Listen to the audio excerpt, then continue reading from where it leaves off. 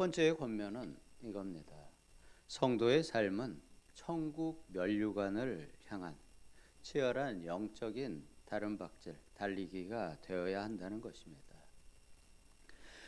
사도 바울은 고린도 지역의 주민들에게 아주 익숙한, 친숙한 경기대회인 이스미안 경기를 비유로 이야기하고 있습니다.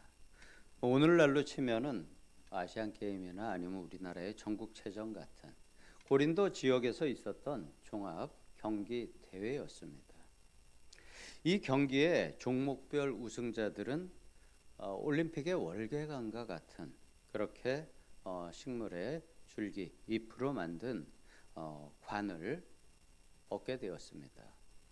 당시에 그 선수들은 이렇게 그 승리자의 관을 얻기 위해서 약 10개월에 걸친 경기가 아마 매년 있었던 것 같고요. 그래서 경기가 끝나고 잠깐 쉰 다음에 거의 10개월 정도의 철저한 식단 조절과 훈련으로 자신을 절제했다고 합니다. 오늘날의 선수들과 비슷한 모습인 것 같습니다. 그들은 이렇게 세상에서 썩어 없어질 식물로 만든 그 관은 며칠이 지나면은 말라버렸겠죠. 그러한 썩어지는 관을 위해서도 치열한 노력의 땀을 흘렸던 것입니다. 이는 오늘날의 올림픽 운동선수, 여러 아시안 게임 선수들도 마찬가지일 것입니다. 그렇지만 제가 그 선수들의 노력이나 땀을 비하하고자 하는 것은 아닙니다.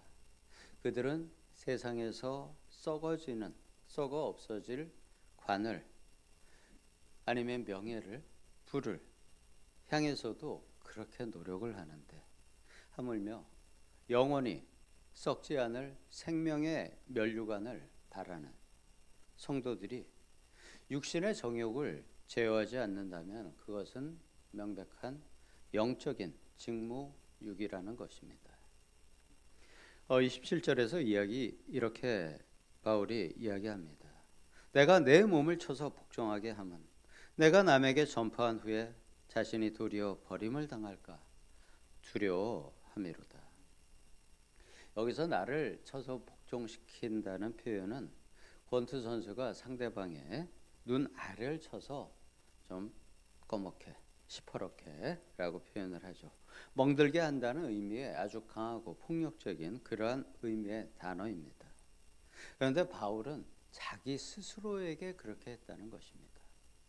자기 스스로를 그렇게 아프게 하면서 살았다는 자기 고백인 것입니다. 왜냐하면 그러지 않으면 자신이 나태해질 것을 알았기 때문입니다. 위대한 사도인 바울조차도 하나님의 심판 앞에서 불합격자가 될까봐, 그 선을 넘어가지 못할까봐 두려움으로 자신을 무자비할 정도로 쳐서 복종시켰다는 것이죠. 무엇을? 자신의 정욕과 자신의 욕심들을. 바울은 사도로서 마땅히 누릴 수 있는 여러 권리까지 다 포기했음을 앞에서 이야기했습니다. 그렇지만 그는 한 영혼이라도 더 구원하기 위해서 스스로 모든 사람의 종이 되기를 자처했습니다. 믿음이 좋은 사람에게는 믿음이 좋은 모양으로, 믿음이 약한 사람에게는 약한 모양으로, 이방인에게는 또 이방인의 모습으로 그들에게 다가갔습니다. 우리의 신앙이 혹시라도 나태하거나 아니면 나의 권리, 내 몫만을 챙기려는 영적인 이기주의에 빠져 있지 않은지 십자가에서 다시 한번 깊이 돌아보고 회개할 것이 있다면 주님 앞에서 회개하라는 그러한 권면입니다. 두 번째의 권면은 과거의 영적인 특권이 구원의 완성을 보장해 주지 않는다는 것입니다. 바울은 10장의 말씀으로 넘어가면서 이스라엘의 출애굽, 광야 세대를 영적인 거울로 제시해 주고 있습니다.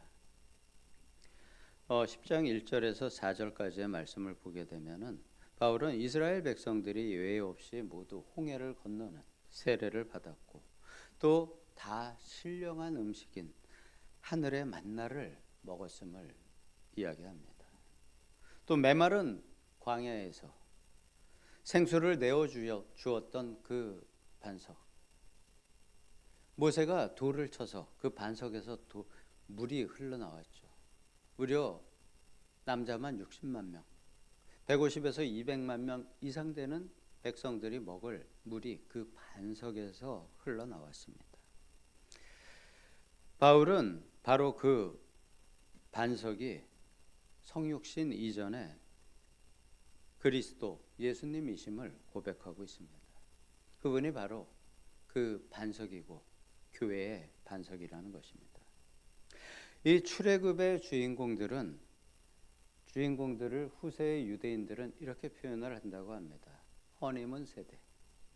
하나님과 처음 만나서 그 신혼의 달콤함을 즐겼던 세대, 허니문 세대라고 지금도 이야기합니다. 하나님과 가장 친밀한 교제를 나눈 귀한 하나님의 백성들이라는 의미죠. 그렇지만 5절에서 그 광야의 백성들에 대한 충격적인 결말을 이야기하고 이렇게 이야기합니다. 그러나 그들의 다수는 하나님이 기뻐하지 아니하셨으므로 그들이 광야에서 멸망을 받았느니라. 아무리 하나님과 그렇게 친밀하게 지낸 세대들이 하나님을 배신하고 하나님께 멸망당할 수 있다는 거죠. 자신도 그렇게 될 수 있다고 거울로 비추어 보고 있는 것입니다.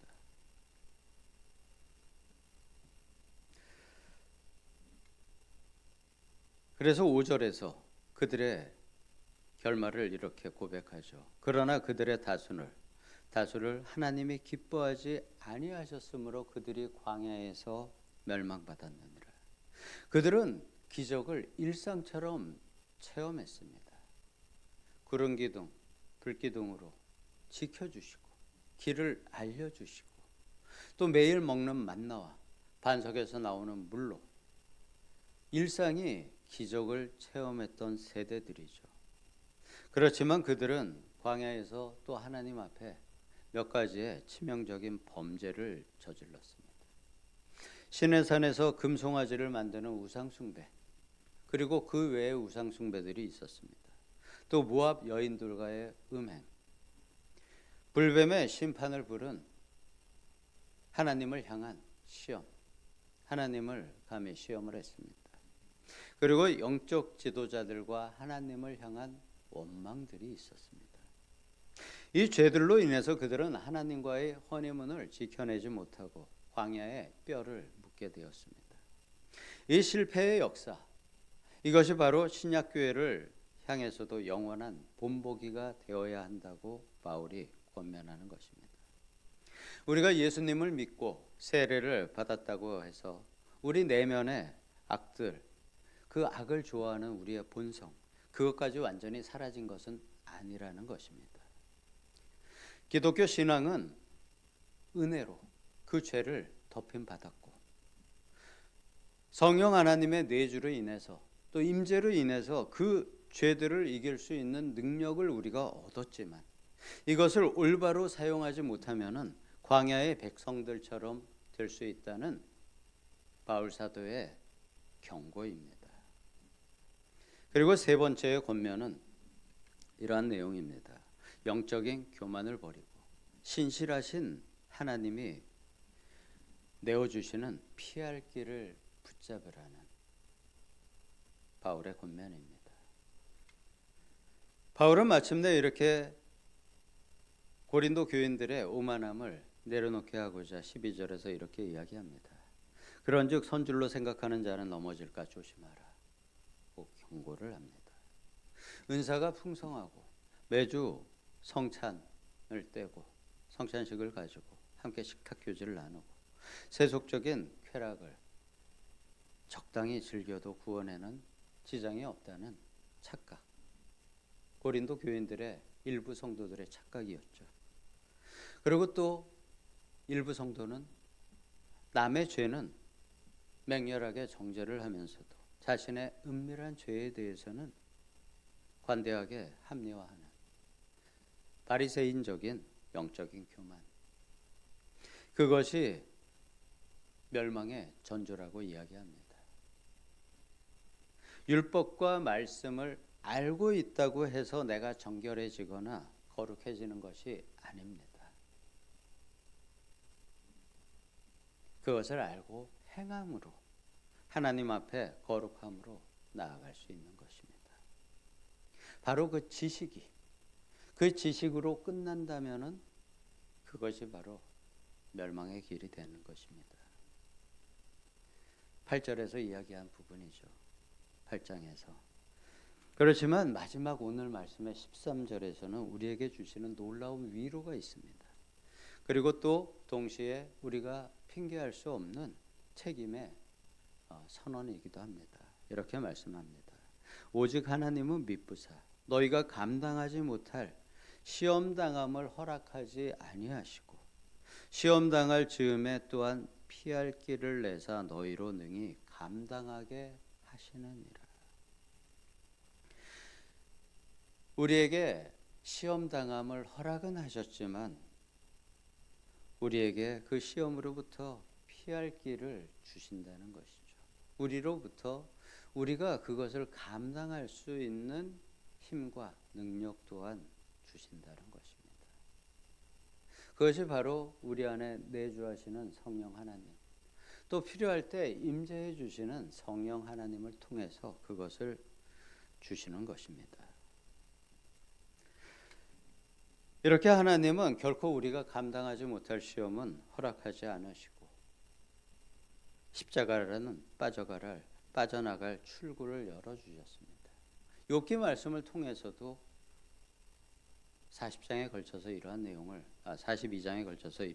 우리에게 또 알려주시고 있죠. 그리고 무엇보다도 하나님은 우리 안에 그분을 보내주셨습니다. 성령 하나님을 보내주셨습니다. 성령 하나님께서 바로 우리가 육신의 정욕에 무기력하게 끌려가지 않도록 지켜주시고 오직 예수님만 바라보면서 승리할 수 있도록 도와주시는 우리의 영원한 피할 길이 되어주시는 것입니다. 그래서 우리가 유혹에 넘어가서 죄에 무너지는 것에 대해서 어쩔 수 없었다라고 변명할 수 없다는 것입니다. 우리가 죄의 유혹을 받을 때 성령 하나님께 나의 마음을 의탁하고 맡김으로써 나의 그 솟아나는 욕심이 아니면 외부에서 공격하는 사단의 불화살의 공격이 아닌 그것을 내가 맞이하는 것이 아니고 나의 방패로 그분을 사용할 때 성령의 전신갑주를 입을 때 그 사단의 불화살을 이길 수 있고 그들의 공격으로부터 말씀의 검으로 오히려 그들을 물리칠 수 있는 것입니다. 우리가 그러한 능력을 사용할 수 있는 것이 바로 우리에게 성령 하나님을 부어주셨기 때문입니다. 저는 40대 초반에 신앙생활을 시작을 하고 몇 년이 지나서 나의 모습을 돌아보았을 때 나는 이러한 모습을 보게 되었습니다. 제가 외나무 다리에 서 있는 나 자신을 보게 되었습니다. 내가 이제까지 온 길을 돌아갈 수도 없고 돌아가기에도 너무 막막하고 단 하나의 길을 갈 수밖에 없지만 그 길을 갈 수밖에 없는 처지에 내가 놓여 있음을 알게 되었습니다. 그리고 그 길을 걸어가면서 그 길이 참 외롭고 어두운 깊은 터널과 같은 길임에도 불구하고 그 길을 걸어갔습니다. 어느 날 그 터널의 끝에 약간의 빛이 보이는 모습을 보았습니다. 참 아득해 보였지만 그 길을 계속 갈 수밖에 없었습니다.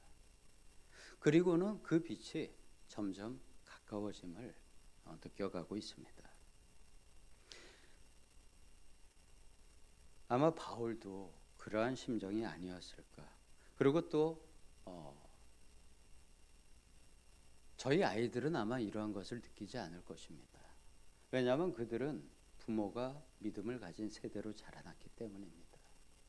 그렇지만 아마 믿음의 세대가 아닌 스스로 믿음을 택한 성도들 중에서는 저와 같은 심정을 느끼는 분들이 있을 것입니다. 사도 바울은 오늘 말씀에서 신앙에 대해서 이렇게 이야기합니다. 허공을 향해서 팔을 휘두르는 헛된 격투기가 아닙니다. 우리는 주님의 이름으로 받은 그 성령 하나님을 통해서 아버지 하나님께서 우리에게 주신 능력, 두나미스라고 표현을 합니다. 다이너마이트가 폭발하듯이 그 폭발력을 가진 두나미스와 같은 능력을 예수님의 이름에 힘입어 사용할 수 있는 능력자들입니다. 이 능력이 나타나기 위해서는 단지 나의 권리를 먼저 앞세우는 이 세상의 이기적인 조류를 받아들이지 않고 나를 쳐서 복종시키는 거룩한 절제가 먼저 회복되어야 합니다. 이스라엘의 광야 실패를 거울 삼아야 한다고 말씀합니다. 나는 내 힘과 나의 능력으로 지금 이 자리에 안전하게 서 있다라는 영적인 교만, 이것을 십자가에 단호하게 못 박으셔야 합니다. 나를 그리스도와 함께 십자가에 못 박고 내 안에 이제는 내가 아닌 하나님의 아들을 믿는 그 믿음으로 내가 살아가고 내 안에 하나님이 주인으로, 하나님의 아들이 성령 하나님이 나의 주인으로 살아가시는 그 마음으로 세상을 바라보고 그분의 마음을 중심으로 그분의 인도함을 따르며 우리는 살아가야 합니다. 이것이 바로 우리에게 능력이 되는 것입니다. 그럴 때 우리는 마침내 약속의 땅, 영원한 천국에 이르러서 썩지 아니할 영광의 관을 쓰게 될 것입니다. 물론 우리에게는 감당하지 못할 시험이 올 때가 있습니다. 하지만 그것을 감당시켜 주시는 분, 피할 길을 내주시는 주님의 못 박힌 손을 굳게 붙잡고 오늘도 묵묵히 영적인 경주의 종착점을 향해서 걸어가시는 우리 성도님들과 제가 되기를 거룩하신 예수님의 이름으로 간절히 축복합니다. 아멘. 아버지 하나님, 아버지께서 우리에게 주신 그 은혜가 어찌나 그렇게 큰지요. 우리에게 예수 그리스도의 이름으로, 거룩하신 그 이름으로 임재해 주신 성령 하나님, 임재해 주실 뿐만 아니라 우리와 함께 하시며 우리 마음의 주인 되어 주신 주님, 우리가 그 주님의 인도를 항상 따르게 하여 주시옵소서. 우리 안에는 그 주님을 따르고자 하는 마음과 나의 기준으로 살고자 하는 두 개의 마음이 항상 싸우고 있습니다. 우리가 이 싸움에서 주님을 향하여 항상 승리하는 길을 택하며 살아갈 수 있기를 우리의 인도자이신 예수님의 이름으로 기도드리옵나이다.